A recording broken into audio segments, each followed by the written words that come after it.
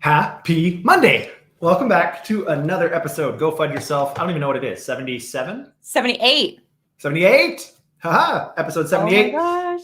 It is Monday, and we've got a whole bunch of stuff to talk about. It was a super busy weekend in news, and a lot of them are kind of the repeats that we get. You know, like we're going to talk about Ripple, and we're going to talk about FTX, and we're going to talk about Binance. But I don't want to just leave these news articles out and have you think that we're not covering them, you, the viewer.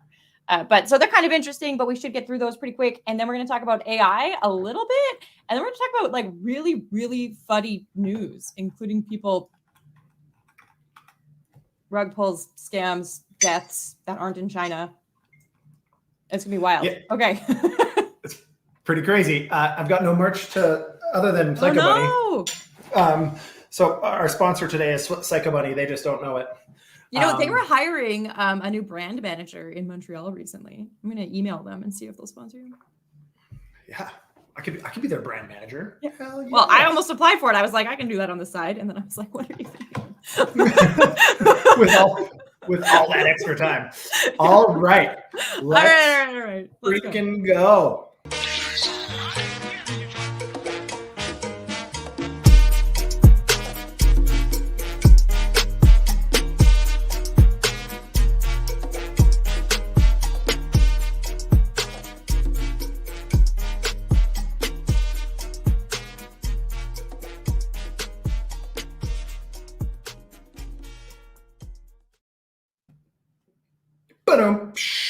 Okay, welcome back. We are here. Where are we starting, my friend?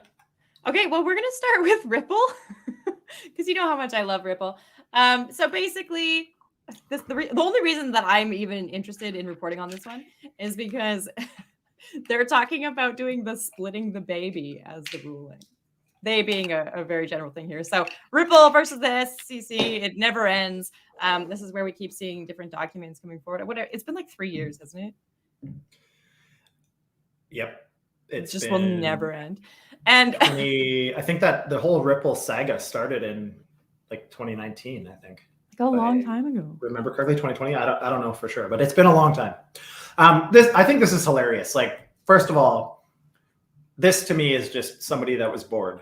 Like how you can make meaningful predictions on the outcome of a case like this is beyond me. Like, I just don't understand. Right. I can't remember what it said. I read somewhere that it was like 2% or 3% chance that the SEC outright wins, someone said. Well, you say that, but then what they're saying now is that there's a 25 to 50% chance that Ripple will win, which I guess would mean that there's a 50% chance the SEC would win. No, because there's a 25% chance. Oh, I guess it leaves it at 25%. Anyways, doesn't matter. Well, my thought on this thing is, how the hell can you possibly apply probabilities to the outcome of a case? Like, nobody has a clue. I mean, it's a pretty safe bet. 1 in 4 says Ripple wins. 1 in 4 says SEC wins, and right. It's like the weather person. Yeah, it's going to be somewhere between 0 degrees and 100 degrees. I'll be right 100% of the time. Well, absolutely. I have no idea why Twitter Spaces won't work for me. I'm sorry. Oh. Speaking of Twitter Spaces, I tried to invite you, and then my space did the same thing as last week, where it like went all circly. Our producer has food poisoning, poor guy. So, Mr. Producer, so you're stuck with me trying to like hit all the Mr. Producer, get your shit together. I know, holy actually. moly. All right, so Ripple. The thing that I don't know is they're saying splitting the baby. So this is obviously. What are they going to do? Are they going to say like half the tokens were securities and half weren't? Like, what does that even look like? I don't know. Like, it's either a security or not. Like, you can't halfway that, I don't think. Maybe they're going to say that they were acting as securities, but they weren't unregistered. Or maybe they will be unregistered, but not securities. Like, I don't see a way to split this down the middle. So. No. I love compromise, but this is not a place for it. Unless what they say is they compromise in the sense that they don't have to agree that it's a security, but they pay some massive fine or some nonsense. Fine. Who knows what's going to happen? I just think this is hilarious. Like, how you can speculate in any way on this is beyond me. So, less speculation. Let's talk about FTX, everyone's favorite crypto crush. So the reason that I thought this was interesting is we saw in France, was it 2 weeks ago, 3 weeks ago, that they are going to try to ban influencers in the crypto space. So the idea being that, if they are not financial advisors, they should not be making financial suggestions. That's great. I love it. Well, here, maybe it was actually a slow news weekend. I don't know. I have a bunch of quotes from crypto influencers who chose not to work with FTX and are now happy about it. And then this article, or a number of articles that we found, I guess picking up those quotes, that kind of thing, and because of some other news that we're going to talk about FTX, is about how people don't want to be influencers for crypto anymore. We've talked about that before too, because what was it? Like almost 15 major influencers got hit with SEC cases last year, just because they said you should buy a token on TikTok, essentially. So I don't know. One of these quotes, everyone loves DeFi Dad. He said, "I have no idea how much money I probably turned down by opting to not work with FTX, but it was the best decision in retrospect." I like DeFi Dad, but these are the worst quotes. Yeah. Well, what I automatically think, which is probably unfair, but what I automatically think is, were you actually right? Of course, like offered a thing, or are you comfortable saying that now? Because I mean, obviously FTX isn't going to come out and debate that publicly right now, but yeah, they don't have time for that. Or another one from Tiffany Fong. She's more of a vlogger, like a YouTube influencer. Since so many once reputable companies have collapsed, I don't want to promote anything that could potentially rug customers. I appreciate that perspective. And I think sometimes they put these quotes out there to say, look, I'm still trustworthy. But also, is it news? No. We're going to start doing then. Maybe is it news? I think this is going to be something that will probably figure itself out, that the rules on financial representations in traditional markets are fairly well established, like what you can and can't say and your affiliations and disclosures and all this other stuff. So, I mean, although I'm probably not super stoked about influencers in general, I do think there's probably going to be some sort of framework that flushes itself out eventually. But I guess we'll see. So the real reason I think all of these are coming up is because the Met returned a bunch of money that the FTX had donated to them. Right. So now we want to talk about FTX again. Well, I mean, I think this is something like, there was a bunch of politicians that returned money. There was a bunch that didn't, if I remember correctly. It feels like a lifetime ago already, but it was only like, I don't know, 6, 7, 8 months ago. It feels like an eternity, everything that's happened since then. But I mean, to me, this is probably a good thing. I mean, you don't necessarily want to be on the receiving end of tainted money, although a lot of these institutions, the Met not being one of them, that struggle to find donations and really are struggling to stay afloat. The Met is so well funded. Honestly, the Met's doing okay. Yeah, I don't feel that bad for them. All of that being said, though, I mean, it's probably a good move to return the money if they can, if it wasn't already spent, which I think is what probably happened with a lot of people, is the money was already spent. So then what? Where do you like? You can't go even get with it back. the Met, so they got the money in 2 lump sums. It was just over $500,000, and they got that money from FTX in 2 lump sums over a year ago in May and March. So technically, it probably was allocated and spent. And they've come up with a payment plan to return it. So that, it's not a super long payment plan though. It's not like a 5-year payment plan. It's like over a few months, but they do have to, they did allocate it, they did spend it. And I don't know if it's the same in America, but if you live in Canada and you are donated some money, and if that company that donates to you or the group that donates to you states what that money is for, you are required to spend it on that. And so I couldn't find any information about FTX specifying what it was for, but I did find some inklings that it might have been to open up like a section on NFTs or that sort of thing. I mean, that sounds like speculation, but if it had gone towards that and they had already allocated that money and started spending that money on that, they would have to find funding from elsewhere to pick up the funding before they return it, right? I don't have any reason to be an authority on this topic. So this is just my opinion, but I feel like in the US, we're a lot less focused on control via others. So I think like, because so much is done, like the political donation structure here is completely different, super PACs and all this other nonsense. Yeah, I guess so. And then the limit, because of super PACs, the limits are totally different, the way that works. I feel like it's probably not as structured as in Canada. Yeah. But I really don't know that. So that's just pure speculation. Yeah. So, in Canada, anyways, that's the case for a charity or for like a nonprofit. And part of it was because of the misallocation of funds in nonprofits. I'm sure that if you're a heavy Twitter user, you've seen articles like Secret Service detail on how to kill nonprofits is exactly what all nonprofit business models are, et cetera. So the idea was that you might have like a mentor or an advisor and they're giving you money for a specific thing. That's how that law kind of came into play. Mm-hmm. Probably doesn't apply to the Met though. So yeah, I don't know. I don't think they I don't think the Met is struggling for cash. I mean, during COVID, they got a massive PPP payment. Like, anyways, I'm not, all right. not concerned about the Met, but good for them for, we've talked about Ripple. We've talked about right FTX. The other one that we love to talk about and can't shut up about is Binance. Oh, I double clicked you. But there it is. Binance in deep shit. This was this was blowing up crypto Twitter today. Pretty much all morning. That's all. I've had so many DMs about this. It's kind of interesting. So essentially the SEC has like grouped a whole bunch of stuff together. Well, three major things, a fourth thing, BNB, Binance Earn, and their futures. I believe it's their futures or leverage trading, one of the two. And then they've like snuck in BUSD and are claiming that they're all unregistered securities. And they're claiming that the original, I think, chief compliance officer of Binance was saying, we do not intend to be regulated and all of this stuff. And so Gensler's saying that they did this maliciously. They did this on purpose to avoid regulation, knowing damn well that they had to be regulated. They're supposed to have clearing, broker dealer, securities exchange, et cetera, et cetera.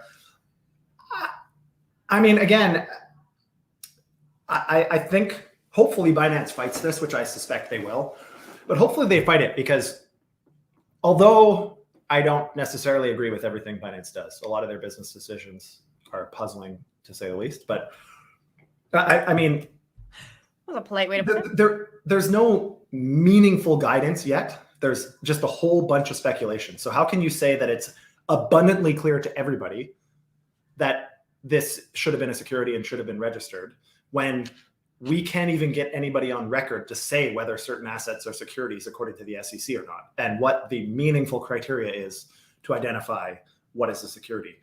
The Howey test, again, the Howey test, we talk about this all the time here. The Howey test is great, but it isn't quite enough to determine whether crypto is or isn't a security on a fairly regular basis. So anyways, I hope they fight it, because in the end, what I think will happen is something better will come out in the end, hopefully, from a regulatory Okay, here's the other hot news, though, is that basically CZ has lost face enough and is no longer seen as a trustworthy, legitimate figurehead, and they're looking at replacing him. They being arbitrary. Maybe this is from his own mouth. I have no idea. I have no idea. No way to know where this came from. But the concept is that they're looking at promoting some other people and having CZ step down from power. Yeah. I don't know. That's a lot of conjecture. I think he's the type of guy that, at least from my understanding of who he is, will, from his cold dead hands, is how you'll pry Binance away. But who knows? I mean, they've already hired someone from Gemini to be their new compliance operator. Specifically so that they can fight these regulatory things in a way that people know how, because as we know, Gemini has deep pockets for that. So that person probably has a lot of experience, I'm guessing. But then the other idea here is that if they want people to continue to use Binance, or if they want to come out ahead in any sort of regulatory battle, CZ might not be the best face for that, because he, unabashedly posts on Twitter about how much he doesn't care. Yeah, it's kind of like the Do Kwon scenario. CZ hasn't been quite as blatant about thumbing his nose to the U.S. regulators, but I mean, he does live in Dubai, which is a non-extradition country to the U.S. So I don't think he personally is too concerned, but I think Binance as an organization stands to lose a lot because this lawsuit would be This would probably be the largest lawsuit ever Yeah. in this space, like for sure. Yeah. And just because Binance is so valuable and has so many customers, like, Absolutely. anyways. So we'll have to see. I think this is just the beginning of another saga. But I think what we're seeing from the SEC and regulators here, just again, for me, pushes the need to the very top to figure this the hell out, because all that's happening right now is the SEC is just enforcing at the fringes. Whatever platforms are big enough that have deep enough pockets, they're just saying, let's slap their wrists and try to scare everybody. And that doesn't make sense, because I think none of these cases are slam dunks. And the people that are fighting them, Coinbase, XRP, now Binance, I mean, thank you. All of them. Thank you for fighting it on our behalf, because not all of us can. But I mean, we got to figure this the hell out. Like, this is becoming ridiculous. Severely problematic. The space is just continuing. It's just now becoming problematic. Well, no, it's been problematic, but now it's really starting to, like, it's constant beatdowns of any of these platforms that are servicing Americans, like, which is fine. I understand that their goal is to protect Americans, but without some viable path that makes sense to everybody and some clear guidance, I mean, all that we all do is just exclude the US from everything that we do, which is the exact opposite of, if you want to be an emerging leader in a new tech space, that's the exact opposite of what you want. Okay, so we've spent half our episode talking about stuff we talk about all the time. For real. We talk about Ripple, we talk about FTX, we talk about Binance. Do you want to talk about something slightly more interesting? AI. Okay, so Elliptical, who are kind of like a elliptic, not elliptical. Oh, sorry, elliptic.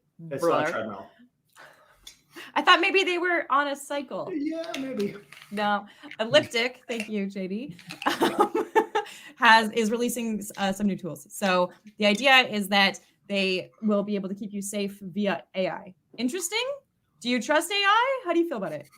So it's worth first outlining what Elliptic does for people that don't know. Yes, that's true. Effectively, they're the same as TRM, more or less.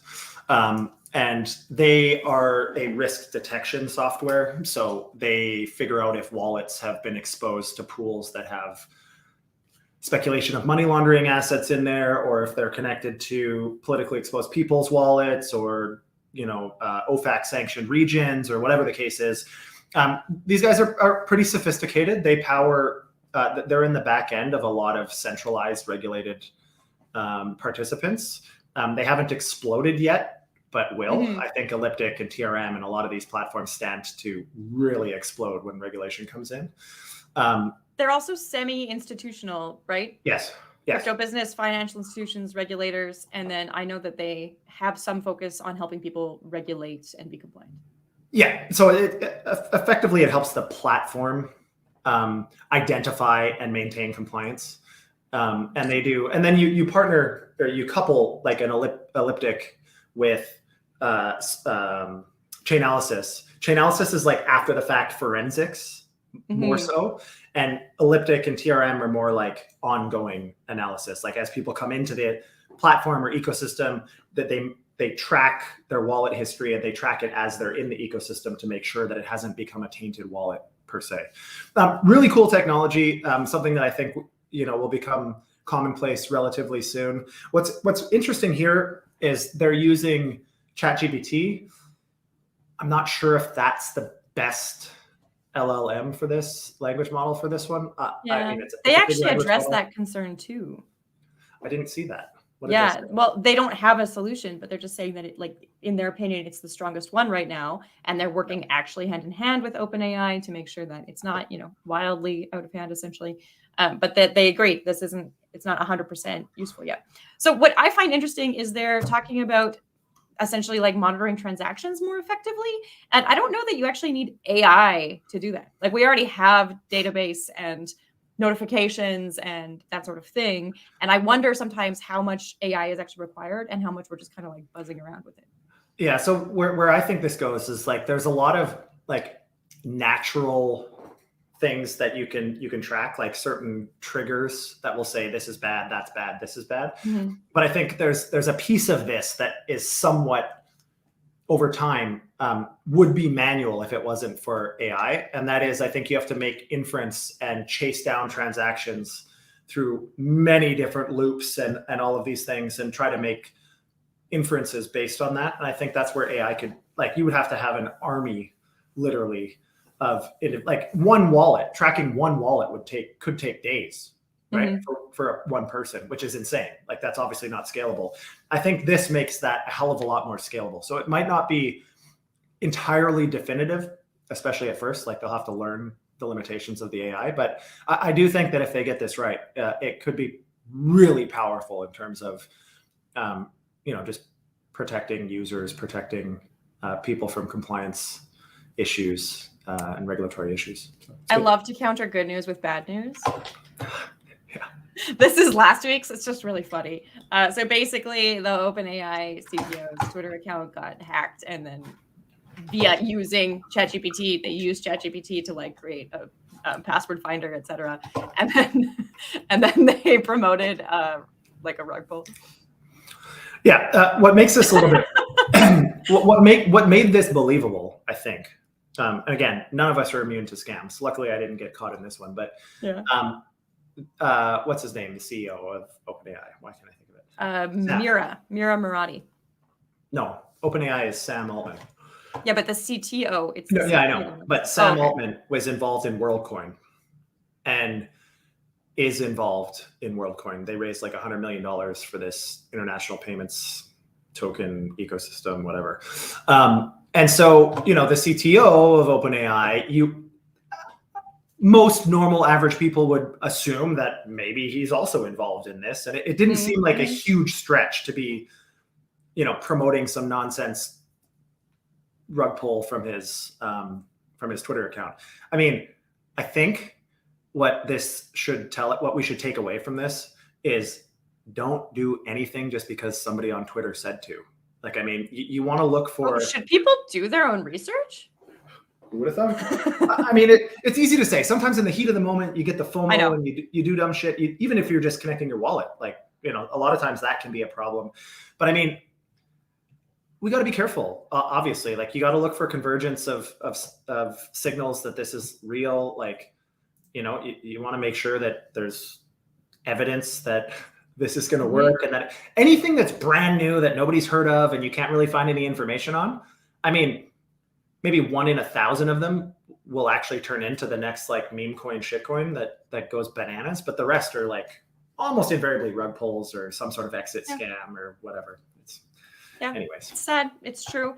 You did kind of hit on the next topic, though. One of the things that I'll post after our show today is a survey by BitGet about how ChatGPT and other AI are kind of misleading for a lot of crypto traders, especially a lot of people who are, crypto curious and trying to get into it, because of course the data set is outdated. So you ask ChatGPT something about whatever, Rome Blockchain Labs or Elliptic or whoever, and it doesn't know because there have been new marketplace developments. And so people are making poor choices in that way. And then there's also this concept where if you integrate ChatGPT as part of your, like what Elliptic is doing, as part of your customer service set, as opposed to just an internal tool, how are you misleading people because the language model isn't quite accurate or strong yet? And so it's just good to be on your toes, right? And I'm pretty pro AI. I'm pretty interested in how it can make our lives more efficient and better and fantastic. But you also have to understand that a lot of the content coming out is a hallucination right now. And and that there's nothing better than your critical thinking when you're doing this research, right? Yeah. And I think, even OpenAI, if you connect it to the web via Bard, the beta option for pro users,